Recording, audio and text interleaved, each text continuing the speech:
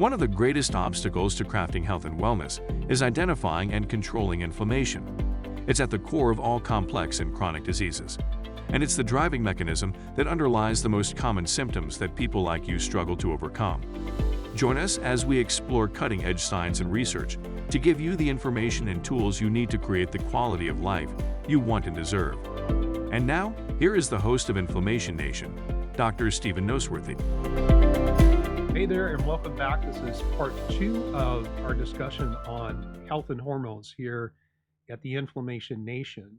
In the introductory part, we just kind of made some general comments about hormones and talked actually quite a bit about the history of hormones and bioidentical hormone replacement. And I think one of the reasons why this conversation needs to happen, it's really twofold.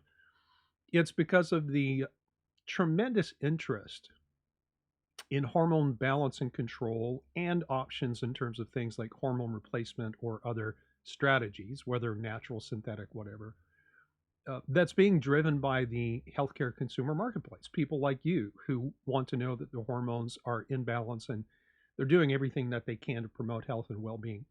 But also because of the tremendous physiological importance that hormones play in health and wellness. I mean, it's kind of something we know, but we might not know exactly why hormones are so critical and so important. So what I want to do is I want to talk today about hormones as an integral part of the neuroendocrine-immune supersystem. Let me say it again. It's the neuroendocrine-immune supersystem. And in fact, I did an episode on this. I think it was episode number 2 when I launched the Inflammation Nation podcast back in the beginning of the year. Actually, it was probably the end of December last year. But let me just give you a really quick review, because I think it is quite often very important to zoom back out and see things from the bigger picture. And it's very easy to get in depth and in detail about discussing hormones, their importance, and what works and what doesn't, while losing the sight of the whole picture. And it's really important to remember that hormone balance and control is a part of a larger system in and of itself. So we start with the general concept that all metabolic systems are under the control of a very tightly integrated and coordinated system that has 3 different dimensions or 3 different facets or 3 different parts, if you want to say it that way. And that is, number 1, your brain, number 2, your hormones, and number 3, your immune system, right? So the neuroendocrine-immune supersystem is your brain, your hormones, and your immune system all working together to control and coordinate absolutely everything that happens from a metabolic standpoint inside your body. And, when I say that, brain, hormones, and immune system, it's very tempting to say that, well, your brain is one thing and your hormones are something different, and your immune system is a separate thing from your brain and your hormones, and to treat these things as separate or discrete systems that kind of stand on their own, but they just happen to work together. And that would be, I guess it would be true in some sense, but in most senses, it is not true. And it's actually very misleading and very impractical and inefficient when you're trying to establish and maintain health and wellness. It's very inefficient and very effective to have that perspective. And of course we see in, for example, conventional medicine, we see the brain specialist, we see the endocrinologist, the hormone specialist, we see, I'm kind of tempted to say that there is no immune specialist in clinical practice. Like, for example, there's no autoimmunologist. We certainly have immunology researchers and PhDs and so on and so forth, but there's, in the realm of conventional medicine, there's no one that is an expert in autoimmunity. So let me explain just a little bit further that there is substantial overlap between brain, hormone, and immunological systems. Substantial overlap, to the point where sometimes the lines of distinction become so blurred is that you can't really tell one from another. And I would say that this overlap and this tight integration that I talked about earlier is so profound that you cannot, I repeat, you cannot shift one without affecting the others. It is physiologically impossible. For example, every neuron in your brain has receptors for both hormones and immune chemicals. These neurons cannot function without being stimulated by hormones as well as immune chemicals. Of course, that can go wrong and you can get bad brain function as a result of that. But healthy neurological function is absolutely predicated on having adequate hormone balance and control and adequate regulation, control, and competence in your immune system. So when you shift your hormone balance or have an immune challenge or acquire an autoimmunity, for example, or some kind of immune dysregulation, changes in brain function and health are absolutely inevitable. They might not be obvious in the beginning, but just simply given enough time, which is why so many people that I work with, people who do the kind of work that I do, the people that I work with in the one-on-one coaching, almost always, when they have multiple symptoms in multiple systems, almost always come in with some kind of brain complaint. Probably the most common is something like brain fog, depression, anxiety, memory loss. Those are probably like focus, concentration, and memory issues. Those are probably the most common, but it can run the whole spectrum all the way up to early signs of neurodegeneration, things like Alzheimer's, Parkinson's disease, and so on. More than that, your brain actually makes hormones. So you could actually really ask the question, is your brain really truly neurological or is it hormonal? Because your hypothalamus and your pituitary make a wide array of hormones that then go out into systemic circulation and have impact on other body tissues, particularly, say, thyroid and reproductive systems, and so on. So your brain makes hormones. And to actually take that thought one more step further, is that a very large percentage of the neurons, or I should say the brain cells that you have, are not neurons per se, the ones that actually send signals back and forth and communicate with each other. They are more like glial cells that play supportive and modulating roles. And many of these are actually immune cells. And so is your brain neurological, or is it hormonal, or is it immunological? And the answer is yes, it's all of those. But we tend to take things and we pigeonhole them, and we almost always describe them in one dimension, and then we start to forget about how the other dimensions come into play, which again is why I think a discussion like this is really so important, because health and well-being is so multidimensional. You can't simply focus on one thing. And that's maybe a discussion for a different day, but I think one of the downfalls of conventional medicine in terms of dealing with preventable type disorders and diseases is its hyper focus on specialization. Now, I do believe specialists are necessary, and they play a tremendous role. In fact, as I'm recording this right now, I am about a week, not quite a week and a half, post shoulder surgery. I torn muscle in my rotator cuff, torn my bicep tendon. I had some cartilage tears, and I had to have that surgically repaired. And you better believe I wanted a specialist to do that. So I'm not saying all specialists are bad. I'm saying just in general across the spectrum, I think conventional medicine lost something when it shifted from generalization to specialization, although there's always a balance between those two things. So anyways, let me give you another example of how tightly integrated these systems are. When someone suffers a concussion or a head injury, there's an immediate impact on metabolic health that changes things like your insulin sensitivity. So it's very well documented in the research that insulin resistance or things like metabolic syndrome come as a result of head injury.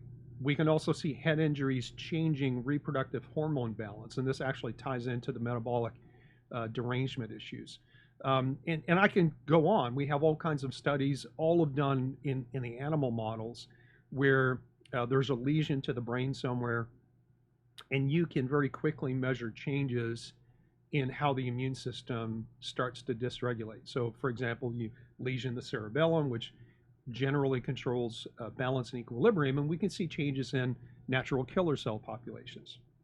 So it's very, very efficient in terms of learning and discussion to separate the neuroendocrine-immune supersystem into its component parts and just have a conversation about the brain, just have a conversation about hormones and so on.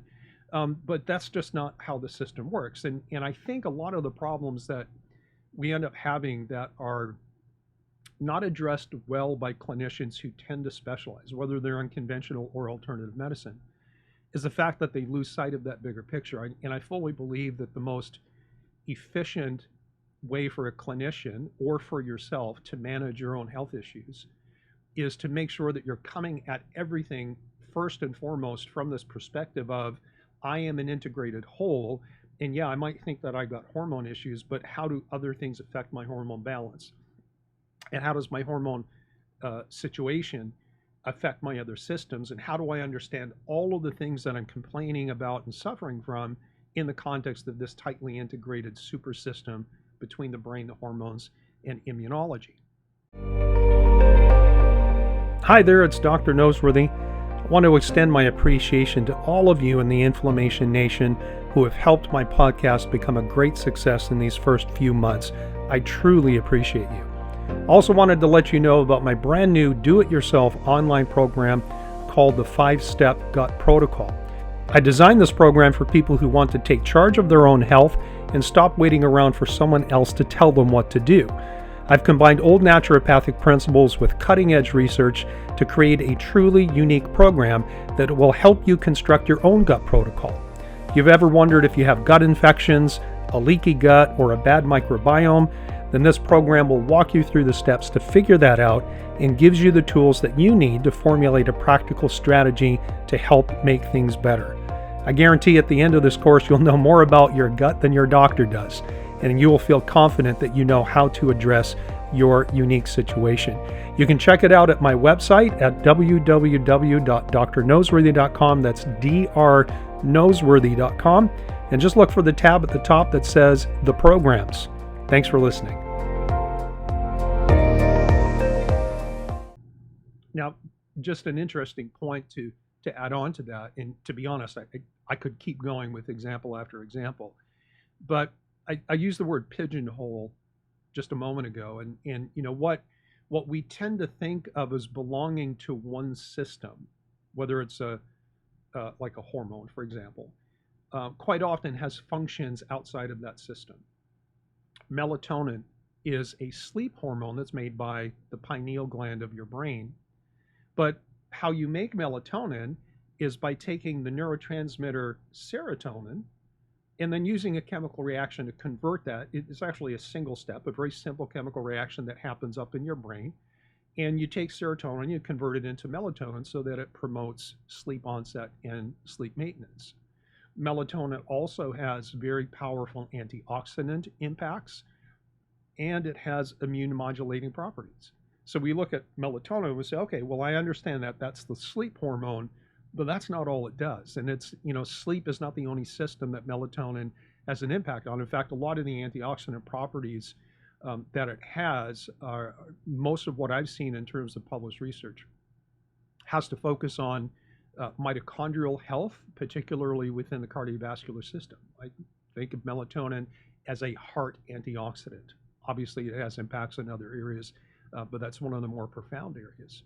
Plus, there are many hormones that are produced in the gut that act in the brain or the brainstem like neurotransmitters. And yes, the gut makes hormones too. It's not just about your thyroid and your reproductive system, but your gut can make a wide range of hormones, or does make a wide range of hormones that act locally in the gut environment, but also can get out into systemic and circulation. Not just can, they do. This is how they function. And they can modulate autonomic activity in your brainstem where they exert control and regulatory capacity over things like heart rate and rhythm, blood pressure, respiratory rate, even the outflow of the vagal system to all of your organs, whether it's your gallbladder or your liver or your pancreas. And and maybe this is too much. Maybe it's a little bit overwhelming, because again, when we think of hormones, we tend to pigeonhole them. And I don't know this for sure, but if I stopped a bunch of random people on the streets and asked them to name a couple of hormones, probably more than likely they would talk about reproductive hormones like estrogens or testosterone, maybe thyroid, and if they really know a little bit more, they might point out that insulin is a hormone or cortisol is a stress hormone and that kind of stuff. But I can't blame anyone, clinicians included, because these are the hormones that get most of the press and they get most of the attention. But the reality is, even though kind of top of mind awareness centers around maybe half a dozen or so hormones that are related to the reproductive system and thyroid, maybe adrenals, there are, last time I checked, about 50, let's call it 4 dozen plus different hormones that we're aware of now, and there's always the possibility that we will discover new ones. And that's not counting other things that are not technically hormones that actually have hormone-like activity outside of its main function. And again, let me just give you another example. Cholecystokinin, which is it's part of your digestive process, is actually released in the presence of fat in your diet to break down and emulsify fat. But cholecystokinin, again, acts in the brainstem to modulate the autonomic system. And so I'm going to say that most of what we think of as having kind of a monolithic profile or function, this is this and it does this one thing, that's not true in the vast majority of cases. And to make this discussion a little bit more streamlined as we move forward with other episodes, is I'm going to try to keep my discussion to those major hormones that play a more pivotal role in human function and health. And that's not to say that any hormone is unimportant. They're all there for a reason.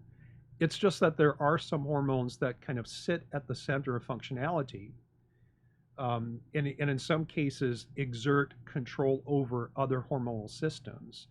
And these things are the ones that are easy to test, right? We've got blood tests or saliva tests to check those things. That's probably a conversation we'll have down the road, is like, how do I test for hormones? Do I do it in blood? Do I do it in saliva? There's different camps that have different beliefs about the relative value of each of those different things. But for the most part, we want to stick to the main hormones that most of us understand and know about. And we'll stick to the ones that not only can we test for fairly easily for the most part, we'll stick to the ones that we have some control over, either through our diet or through lifestyle modifications, particularly sleep and rest and stress control and exercise, but also supplementation. And the way I look at it is that there's really not much point in talking about hormones that we know about, that we have no way to test for or no way to have an impact on. And at that point, it just turns into an academic discussion, which might be intellectually interesting, but in terms of practical changes in health and wellness, it really doesn't make any difference. If I can't modify it, I don't want to talk about it. That's basically what it is. So before we bring this episode in this part 2 to a close, I want to talk just a little bit about how hormones work. And I think most people understand this, so I'll keep this very, very quick. But just on the off chance that there's someone listening who, really kind of knows what a hormone is, but doesn't really know what they do or how they work, here are the basics that you really need to understand. Hormones are produced by glands. And those glands could be found in the brain, for example, the hypothalamus or the pituitary or the pineal gland. And hormones typically have far-ranging effects, meaning that they get released into the bloodstream, and they have impacts on receptors that are scattered in different types and different tissues around the body. And one of the things that are very important to know is that with hormonal systems, there is what we call specificity of function. So, for example, progesterone has specific functions because the progesterone receptors that progesterone plugs into to work exerts a certain influence on the cell. And for the most part, one hormone, there are exceptions, but for the most part, one hormone does not plug into a different hormone's receptor type. So generally speaking, you're not going to see progesterone binding to a thyroid receptor, although there is a relationship between the two. We'll get to that somewhere down the road. And so think of hormones as being clear-cut communication. As long as a hormone can bind to a hormone receptor and that receptor can respond, then you're going to get a change in function that is unique to that particular hormone, which is why we need a vast array of hormones. It's not like we can have one hormone that serves all functions. We need to have different hormones serving different functions. And that is related to the hormone and hormone receptor pairing and how activation of that receptor changes and mediates cell function. Now, I've mentioned a couple of times hormone receptors, and let me not assume that you understand what that is. But think of it this way. Hormones work on a lock and key mechanism, right? You have a key, you insert it into a lock, you turn it, a door opens, or a door, it either unlocks or it locks.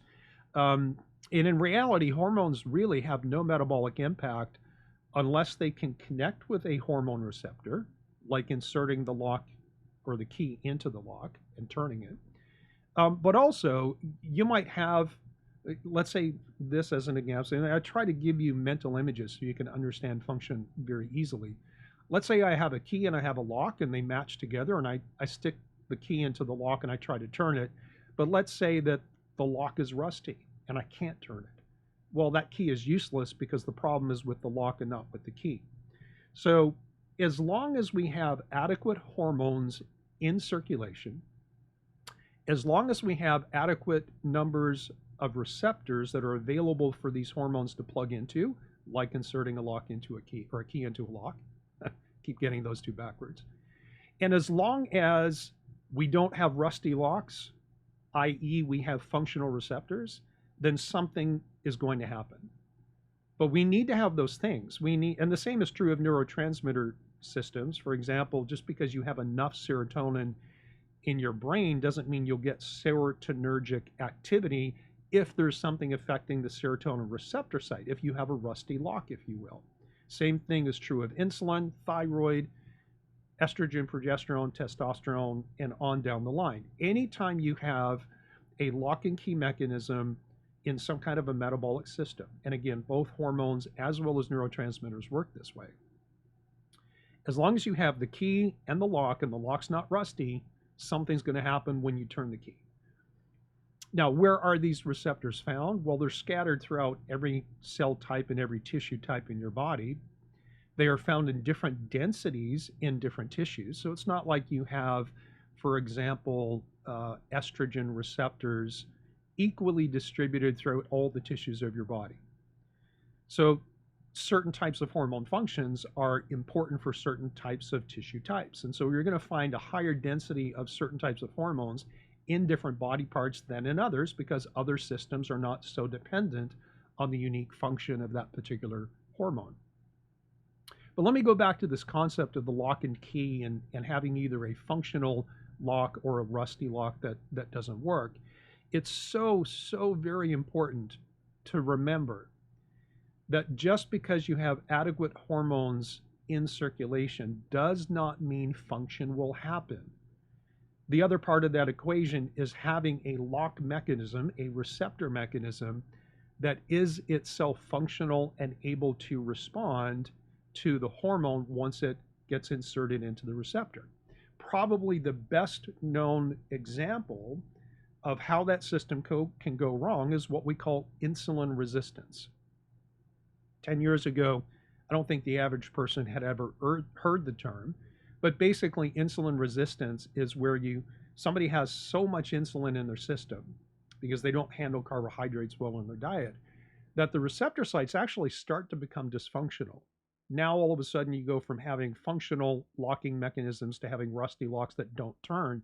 And so what ends up happening with insulin resistance is insulin goes up, the lock becomes rusty and doesn't respond, you can't turn it. And so the body goes, okay, well, that amount of insulin didn't work, let me give you more. And so the insulin elevation becomes even worse. Eventually the system can force function, but there's a limit to that. And so this concept of insulin sensitivity or insulin resistance applies to every single hormone. So you can have thyroid resistance. You can have progesterone resistance. You can have testosterone resistance. You can have cortisol resistance. Any hormone that you can name, you can actually create a resistance pattern by having too much, which is one of the reasons why if you do walk down the path of doing some kind of hormone replacement therapy, that you're working with somebody who really truly understands hormone physiology and how all of these systems work together. as well as understands the underpinning systems that allow you to have hormone balance and control, doesn't automatically just jump into hormone replacement when maybe something else would allow your system to rebalance itself. And sometimes that's just a personal choice. How quick do you want to see changes? What do you value, or how do you value allowing your system to rebalance itself versus trying to force function? And I'm not here to judge anybody. And also, by the way, just so that you know, because my license, I'm not an MD, I'm a chiropractor.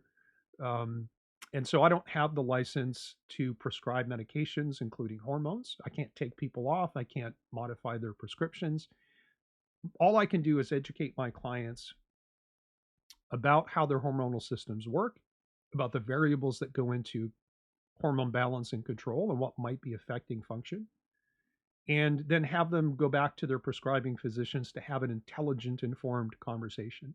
So I just want to make that clear as before we move forward with the rest of these episodes. So have you ever found, like, for example, this happens to me periodically. I'll find a keychain in a drawer somewhere, and I'll look at it, and maybe it's got 2 or 3 different keys of different shapes and sizes on it. And if I haven't actually used those keys for a while, I forget what they go to. What is this? Does this go to a garage door? Does it open like a padlock? Does it go to the back door in the back of the house? If you can't pair the key to the right lock, that key is useless. And so hormones are kind of the same way. You can run into hormonal symptomatology by either having too much or too little hormones. But based on this concept of receptor resistance or sensitivity, you might have an adequate amount of hormones in circulation and still have the same symptoms if your locks are rusty, if you have receptor sites that don't respond appropriately to even an appropriate amount of hormones. And that's probably one of the main things that's being missed in how endocrinology is being practiced, both in the conventional world as well as the alternative and integrative medicine world, is that all the focus is on the hormone, and there's not much focus on the fundamental platform or pillars that undergird hormone balance and control.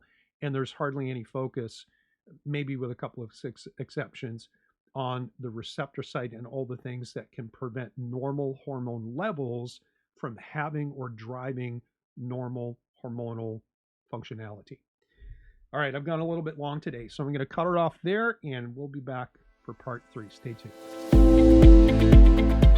Thank you so much for listening to the Inflammation Nation. If you found this episode valuable, please rate, review, and subscribe to our podcast. Be the first to know when a new episode drops so that you can stay on top of your game. It also helps others like you find the answers they need. And why not head over to my main website, drnoseworthy.com, that's drnoseworthy.com, to explore my personalized functional medicine coaching programs, submit a question to the podcast, maybe take a quiz, or even reach out to me using the contact form that you can find there. We'll see you next time.